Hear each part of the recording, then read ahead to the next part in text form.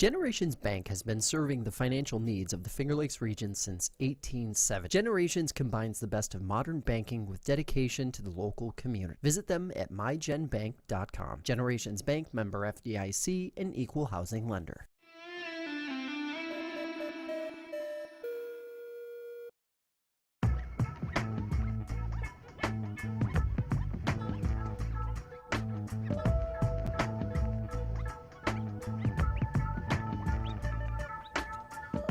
Everybody, welcome into Fresh Takes with Russo and Felice.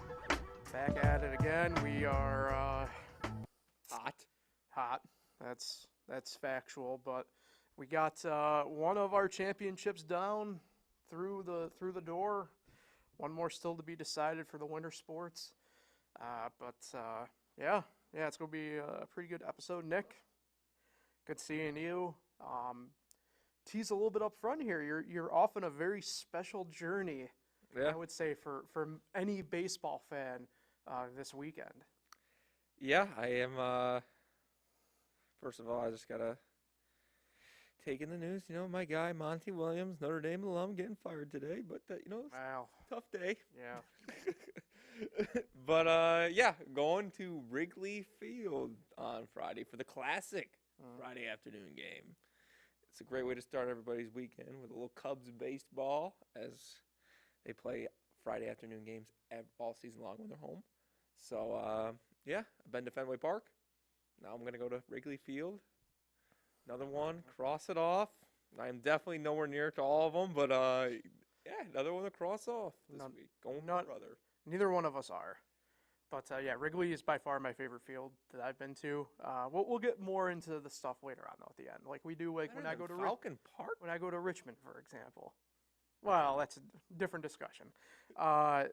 Anyway, couple ad reads. Of course, Generations Bank. We also got GoNet Speed. The future connection is here, and it's fiber made for how we live and work today. GoNet Speed Fiber, faster and stronger than anything out there.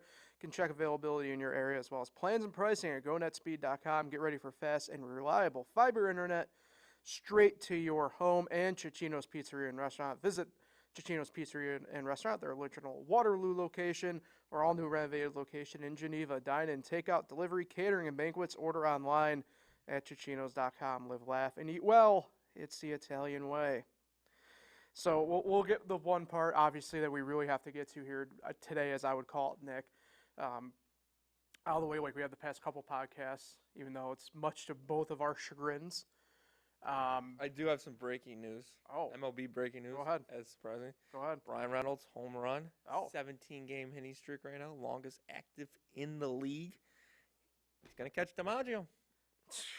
He is a quarter of the way there, pretty much. So, how about it? Maybe he'll catch Willie Tavares.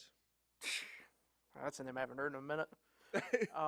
Anyway. Yeah, let's get to yourself. Much to both of our chagrin here, right? The Celtics' 18th championship.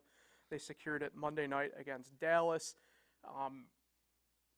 It just was never really a series, I don't think. I'm sure there are probably Mavericks fans like, well, we got one game. I'm like, yeah, but we all kind of knew what the expectation for Game 5 was going to be. It's interesting because, like Mike Breen said during the wrap-up, right, in the closing moments about, Boston was the best team all year and everything. I don't know if maybe they were the best team all year. I think it was just a matter of that team being at the crossroads that they were this year. They had more or less it was this year, like, you have to face some decisions.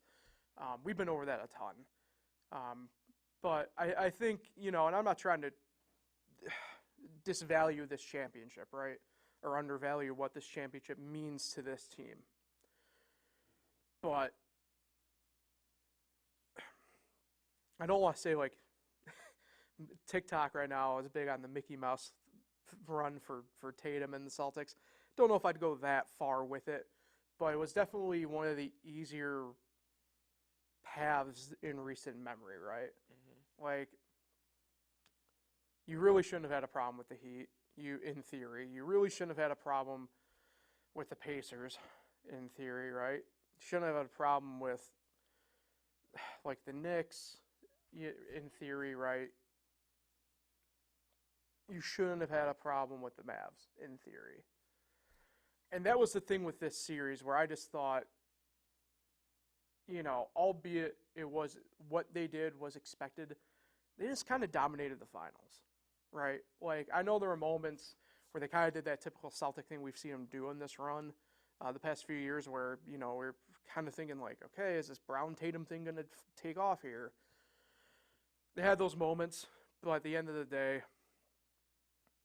there was just no kind of doubt with it. Like, we've been sitting here the past 2 weeks, right, and have said more or less the same thing, where it's like, yeah, like, it's possible, but, like, not probable for the Mavs to win this series.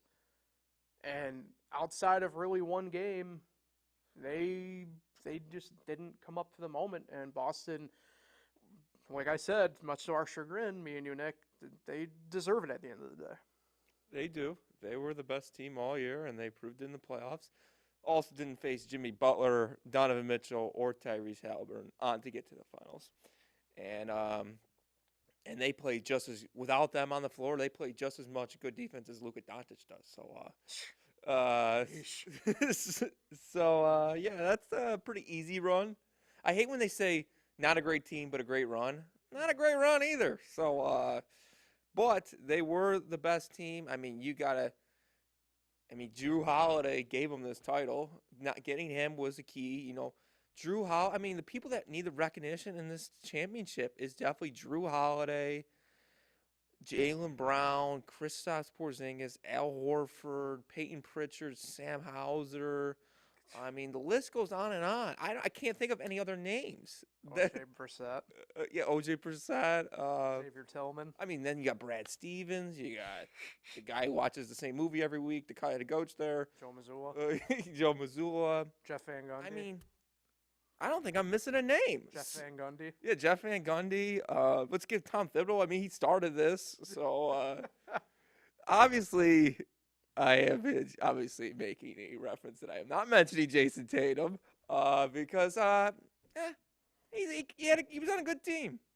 I'm so sick and tired of saying that this is his team. This is Jaylen Brown's team. Okay, so that leads me into this question, not to interrupt, but like, No, did they get? Because you bring up a good point. Did they get the MVP right of the finals? In your mind, I would give it to Drew Holiday. Okay, so I'm not crazy for thinking it should have been Drew. Jaylen Brown is well deserved as well. Yeah. But I would have given it to Drew Holiday. I'm with you. MVP of the season is Drew Holiday. This guy should stop being considered underrated. This guy is top 5 point guard in the last 10 years. This guy is a top 5 point guard right now. He is the most important player in this entire league. What he did I don't know about that last statement. What he did to the Bucks and what he did for the Celtics. Yeah. He's a winner. This guy is a winner. Give this man some love. He's beyond the player Damian Lillard is. Beyond what this guy does to this team. Look at the Bucks and look at the Celtics now because of Drew Holiday. So, I don't know. I'm always been a Drew Holiday guy. And he's the one reason I'm even, happy for the Celtics is because of him. Because he's just a good dude. And Jaylen Brown's a good player. I'm surprised he came back. Was it beginning of this year, right? He wasn't rumored to come back, and he came back. Well, there's a lot of discussion, especially throughout the year, about whether, and this is what I meant by him and Tatum as the duo for Boston. If they didn't win the title this year, one of those two was gone, and I think we knew which one was gone, and that being Jaylen Brown. Yes. So I think that was just kind of just general talk throughout the years, just it's probably going to be him. It's interesting. I don't have a problem with Jaylen getting MVP. I would have given it to Drew, though, for the finals. I would have. I chuckle at the people who think Tatum should have won it, though. Tatum put up big numbers, and hey, that's what you got to do in a series. Don't get me wrong, but I'm kind of happy, I guess is the best term I can kind of come up with here on the fly, that people notice his game is just whack. Like, it's just nothing but contested shots and, like, step-back threes. And I get, man, that you were a big Kobe fan and stuff like that, but, like, stop trying to be like him. Like, his game wasn't visually great either. Like, I know. and, God, just after the title, too, after the game gets over and they're doing the interviews and everything, and him on social media afterwards, God, he is so corny as hell. He's corny. I hate it. Mm-hmm.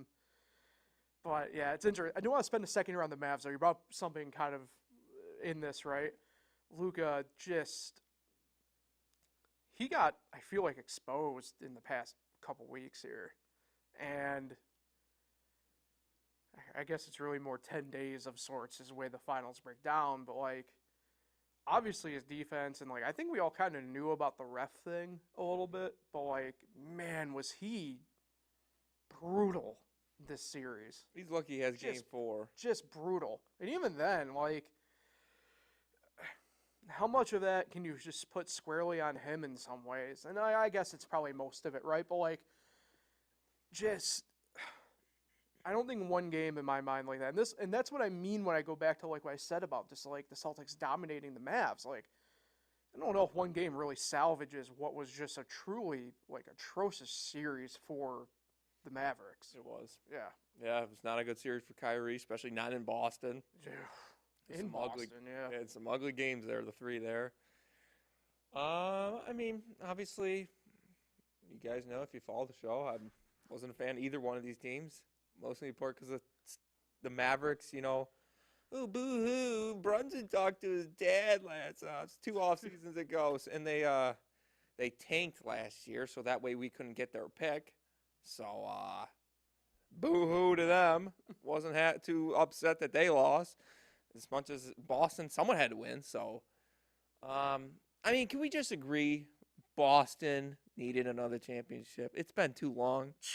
The city of Boston, yeah, they get another parade this week whenever it is. No,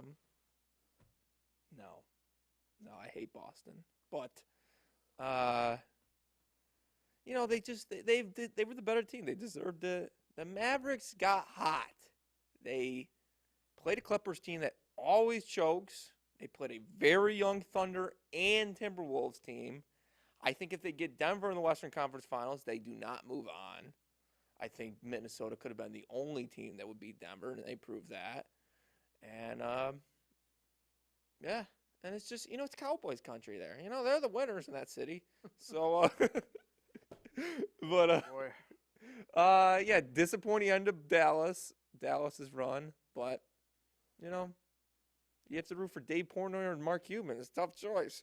I don't think it's all that tough when you're choosing between those two individuals, but sure, yeah. I mean, why not?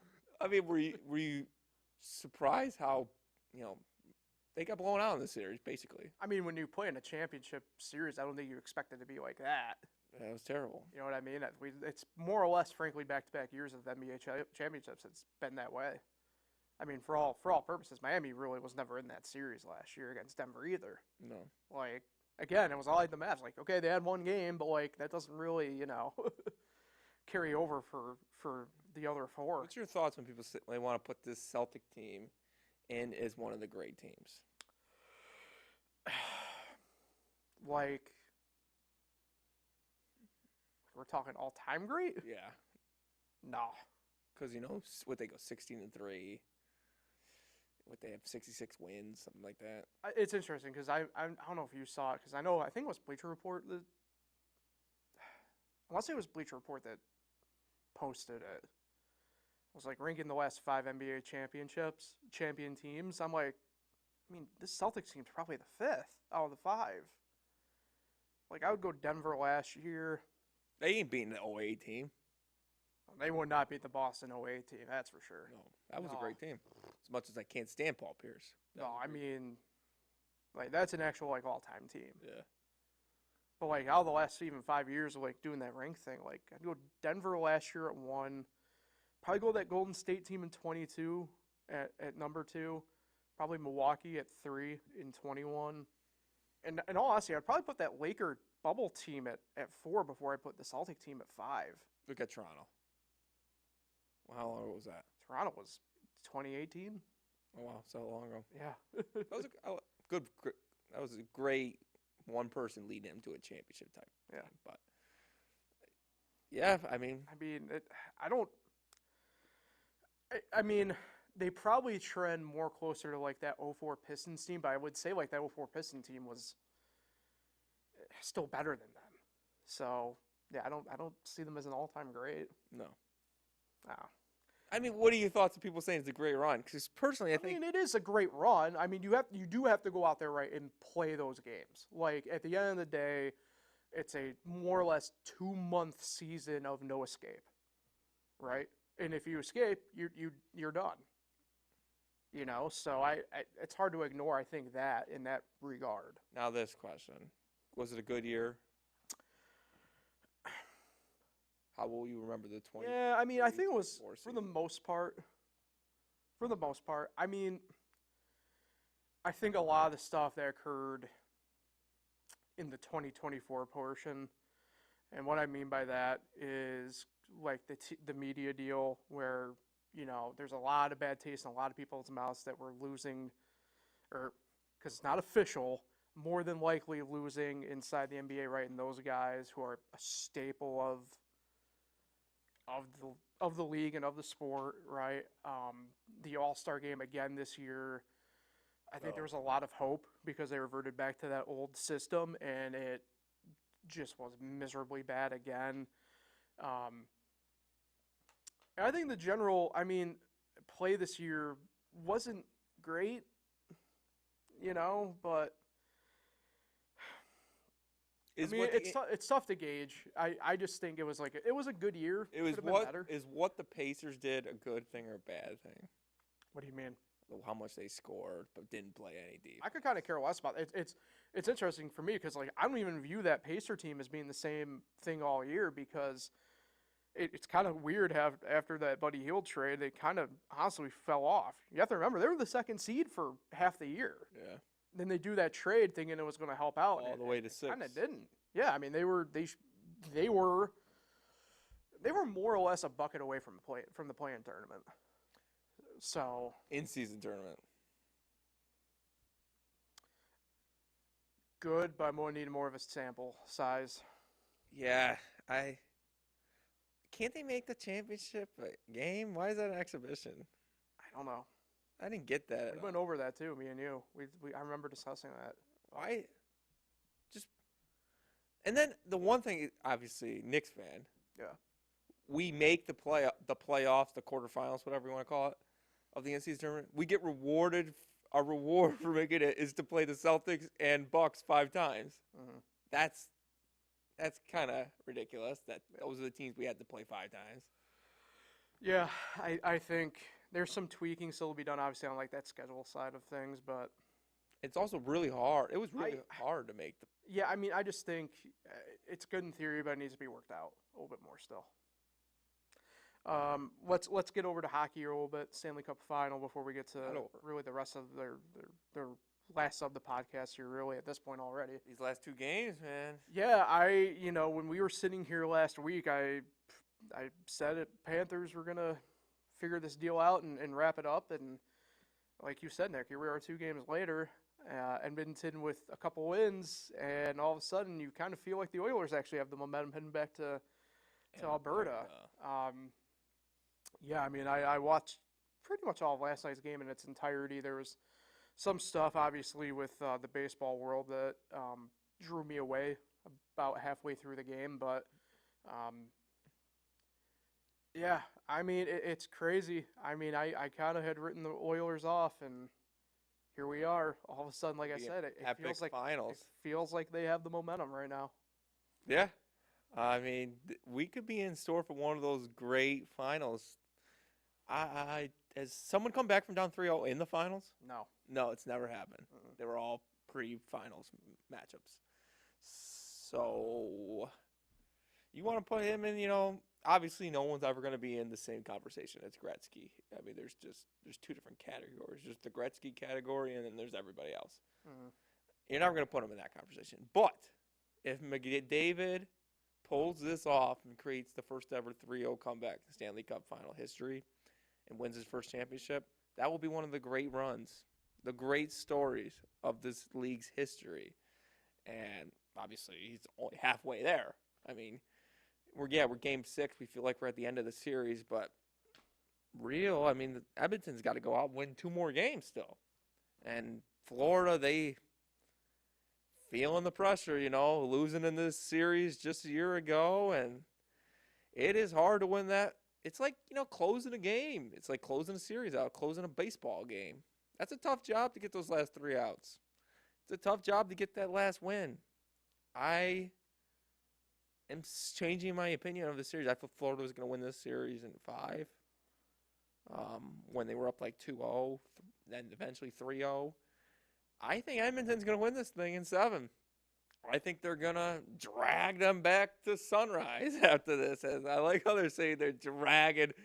I love how the team that's down 3-2 is the one saying, yeah, we're dragging this team to Alberta. It's funny. But, no, I mean, clearly a game can change in a game. I mean, I thought we were going to see Celtics last night where you get blown out in game 4 and then come back and win game 5. But Edmonton controlled it again yesterday. And they're making Brodlowski look human again. He was looking so good, and now his last 2 games. The goaltending play in this series has been wacky, to say the least, because it's not like Skinner's exactly playing great for Edmonton in the playoffs. No. There were a couple moments last night where he popped out. I'm like, oh, my God. There is no chance in hell. It's crazy, but, I mean, we've already seen historic stuff in this series. First time that there's been multiple shorthanded goals scored as the first goals of the game. It's come in the series. Maybe it's one of those things, but David's on pace. Yeah, look, as long as they're still alive, right, the games keep going. The door's open for him to make some history here in terms of playoff points. I mean, I still think Florida gets it done, but like I have a really hard time saying it now that compared to 7 days ago. I can tell you that much. I think it goes 7. You do? Yeah, I don't know who wins 7. I like to think Edmonton with all the momentum, but I think they're going to win game 6, though. I mean, not to be lost in this, right? But I mean, Edmonton had that historic winning streak during the season. That's right. I forgot about that. It's possible. But yeah, I mean, when we sit here next week, the series, no matter what will be done, game 6 is on Friday. Game 7 would be on Monday. So, all to do. Monday. All right. So what's today? Today's Wednesday.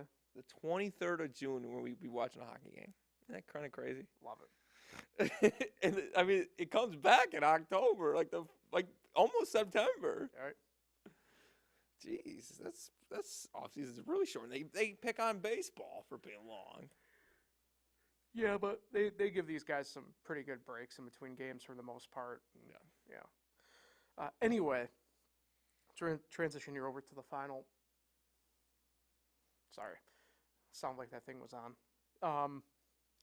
Let's start with the final part here, which is baseball. A couple things to kind of get to, as we previously mentioned. But first, we would be remiss if we did not talk about Willie Mays. Passed away yesterday on Tuesday at the age of 93. Just the timing of it hurts. With the MLB at Rickwood Field in Birmingham, his hometown, first place he played. It's crazy. He was supposed to be there. Released a statement actually Monday saying that he wished he could, but he couldn't. And then, obviously, the events of him passing yesterday, just the timing of it makes it brutal. In terms of what was going to be a celebration of Willie Mays for Willie Mays, now turns into a celebration of Willie Mays. I don't think it does him justice as reading off the stats, right? Like 666 home runs, 301 average. He was just so transcendent across like American culture. I mean, like baseball fans or non-baseball fans who kind of could care less about the game knew him back in the day. Like he was a regular on TV shows. Like he would be on a TV show as the only like black guy, and people would just be like, "Oh, that's Willie Mays. Like that's pretty cool." Like, it's just crazy to think about and the impact he had. He was the oldest living Hall of Famer. He was one of the 3 oldest living Negro League players still alive up until yesterday. Just a lot of connections to what makes and what has made baseball into what it is today run through the Say Hey Kid. And I don't, like I said, it just doesn't do it justice to just go by like one specific stat or one specific thing for him. Like it was just so, you're so just transcendent upon everything in culture, and he is an American icon. You know, like America lost one of its icons yesterday. Yeah, it was pretty crazy. Yeah, didn't see that one coming, but that's crazy how life goes like that. You know, they're playing the game in Brickwood Field, and Rickwood, yeah, Rickwood Field, and in Alabama. Did I get that right? Birmingham, yep. Yeah, okay. That'll be a pretty cool game tomorrow night, and yeah, it's crazy how things go like that. My Mount Rushmore of baseball players is Willie Mays, Pete Rose, Roberto Clemente, and Nolan Ryan. So that's my Mount Rushmore. What's yours? It's an interesting Mount Rushmore. He is. I think, and he's almost like should be no-brainer. Should be on there. Yeah, I mean it's him. For me, it's him, Hank. Probably go like Babe Ruth just because, I mean, his name still resonates today.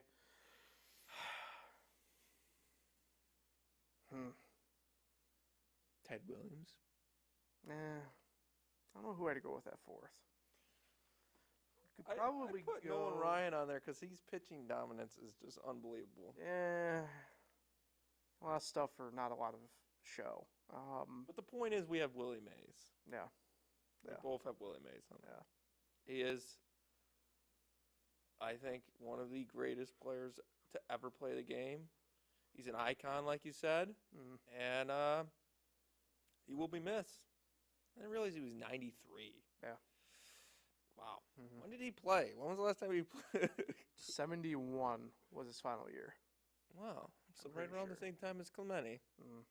Clemente was 72. Yeah. Yeah. He's a great player. Yeah. When was Hank Aaron? When did he die? Same time frame. Well, He died a couple years ago, right? Hank was last year, I think. Yeah, so it's Yeah. he's same statue, if not bigger, Willie Mays. Yeah. And obviously he's going to be remembered for that catch. 24-time All-Star.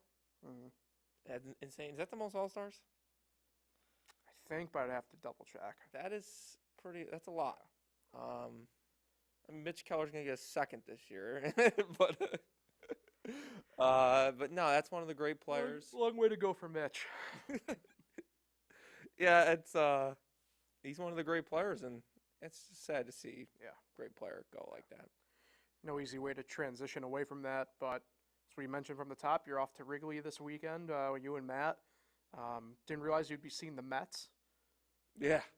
But A little disappointed on that. what do you mean disappointed? I mean, they got red hot Grimace action going on with them right now. But Yeah, I see the Mets. you are in store for quite a treat. I mean, Wrigley's by far my favorite stadium I've been to. Wrigleyville is fantastic. I can't wait. To me it rivals actually being in Wrigley Field itself. Wrigley Field is outside the stadium. Wrigleyville is the surrounding area. It's great. The atmosphere is awesome. I can't wait for you guys to go. You guys are correct in the bleachers. Yes. So you will have the full experience out there.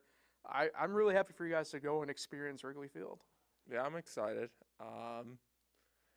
Definitely excited to just check out the city of Chicago as well. Never been. So, not that far. Not that far. It's a 10-hour drive. You guys are flying, right? We are going to fly now. Leaving tomorrow morning. So, looking forward to it. Game's on Friday afternoon.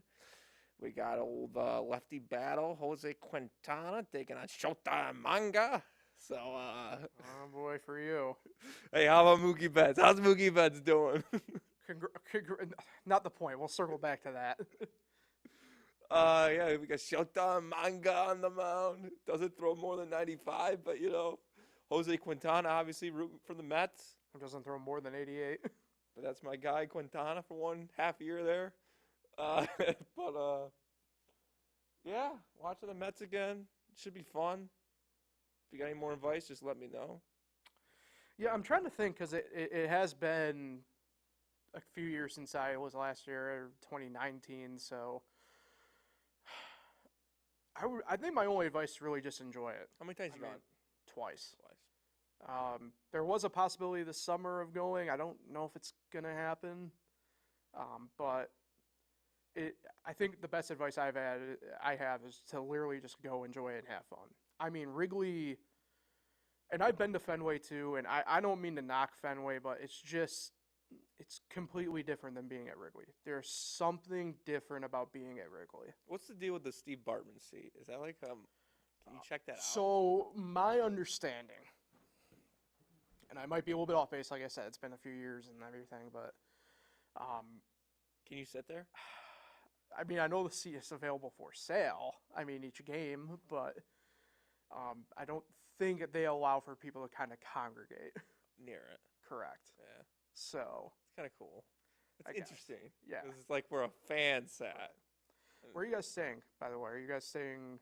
I forget. It's like Hampton or Hilton. Not what I meant. Like, are you guys like closer to like O'Hare or you guys like downtown or up by the stadium? My brother did all that.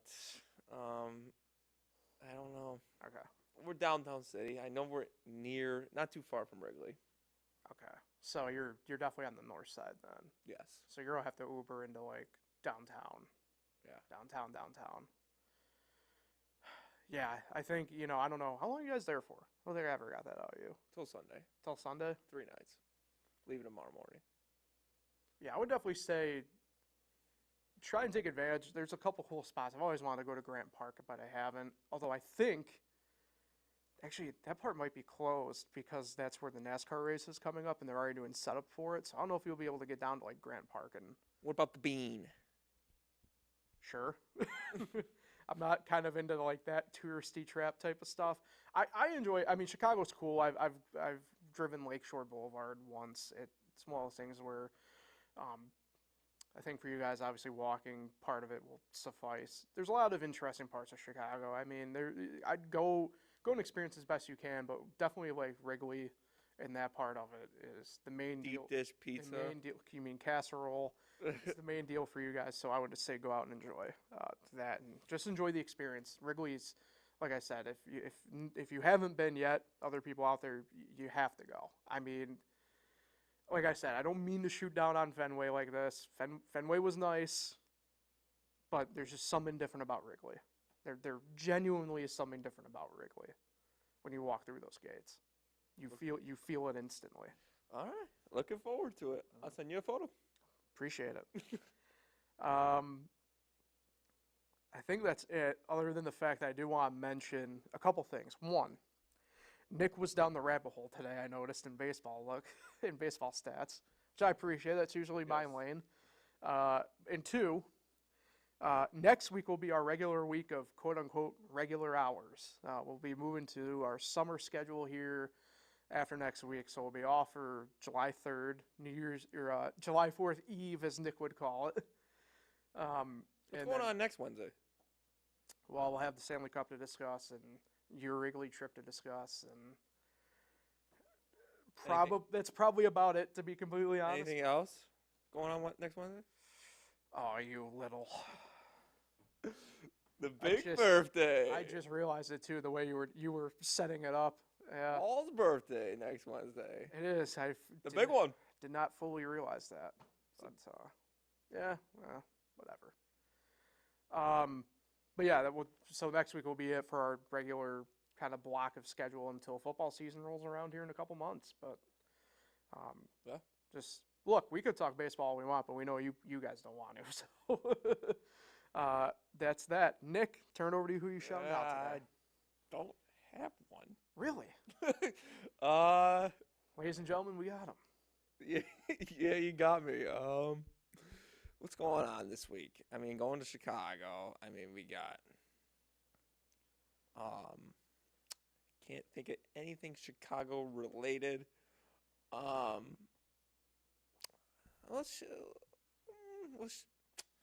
We'll shout out nobody. Wow. No. First. I don't think it's a first. Nobody today. I'm so sorry. I can't even think of anybody. And that'll happen, Nick. It's okay. Yeah, we'll see you next week. I got a double shout out next week with Paul and my friend Tim White from school. Oh. So they share a birthday together. Derek Jeter as well. So Jason Kendall. I'll make up for the shout out next All week. right. Attaboy. So I guess for Nick and everybody else, thanks for tuning in. We'll be back again next week. Until then, enjoy the sports, everybody, this weekend. Nick, enjoy Wrigley. Yeah. And we'll talk with everybody next week.